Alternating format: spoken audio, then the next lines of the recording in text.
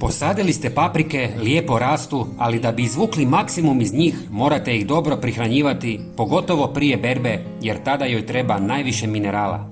U ovom kratkom videu ću vam pokazati odlično domaće gnojivo od sastojaka koja vjerojatno imate kod kuće, a i ako nemate, vrlo su povoljni. Osim paprika možete ga koristiti za rajčice, krastavce ili tikvice. Ali to nije sve. U ovoj prihrani ćete dobiti i odličnu zaštitu protiv štetnika i gljivičnih bolesti poput pepelnice i plamenjače. Dakle, ovo gnojivo je 3 u 1 i to je fantastično. Prije nego krenemo, svakako se pretplatite na naš kanal kako biste vidjeli svaki naš najnoviji video. Potpuno je besplatno. Hvala vam. Prva dva sastojka koja svi imate kod kuće su jedna žlica zobenih pahuljica i riže, koje ćemo usitniti kako bi ih lakše miješali s vodom. Ta dva sastojka su odličan dodatak za paprike zbog svog bogatog mineralnog sastava. Riža sadrži silicij koji jača paprike i pomaže im u otpornosti na bolesti, a zobene pahuljice obiluju hranjivim tvarima poput dušika, fosfora i kalija koji potiču zdrav rast i plodnost paprike. Ovi sastojci također pomažu u održavanju vlažnosti tla i poboljšavaju njegovu strukturu, što je ključno za uspješan uzgoj paprike. Istresite u pola litre tople vode i sve dobro promiješajte.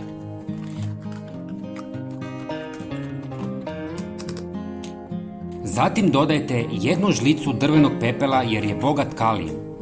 Kalij paprikama pomaže da postignu punu veličinu, boju i okus. Također osigurava dovoljno hranjivih tvari za završetak rasta. Pepeo možete besplatno dobiti u velikim količinama u kafićima jer ga oni bacaju u smeće. Zadnji sastojak kojeg malo amaterskih vrtlara koristi je češnjak u prahu ili svježi. Ja koristim u prahu jer je puno praktičniji i jeftiniji. Češnjak sadrži sumpor i alicin koji poboljšava zdravlje biljaka i odbija štetočine poput lisnih uši, grinja i tripsa. Također štiti papriku od određenih bolesti i gljivica. Njegova prirodna antimikrobna svojstva pomažu u održavanju zdravih biljaka sve do berbe. Ostavite sve sastojke da se otapaju u vodi 24 sata. Zatim procijedite i razrijedite sa još 3 litre vode. Zalijevajte biljke 2 puta prije berbe i imat ćete najveće i sočne plodove. Prijatelji, pogledajte i naš sljedeći video koji se nalazi na vašem ekranu.